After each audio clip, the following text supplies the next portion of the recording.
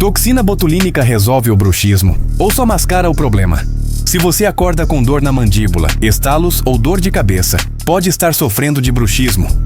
Sim, a toxina botulínica alivia os sintomas, porque relaxa a musculatura e reduz a força do apertamento. Mas atenção, ela não trata a causa do bruxismo, só o efeito. Toxina ajuda? Sim, mas precisa estar aliada a um tratamento completo. Quer saber qual é o ideal para você? Procure um profissional especializado.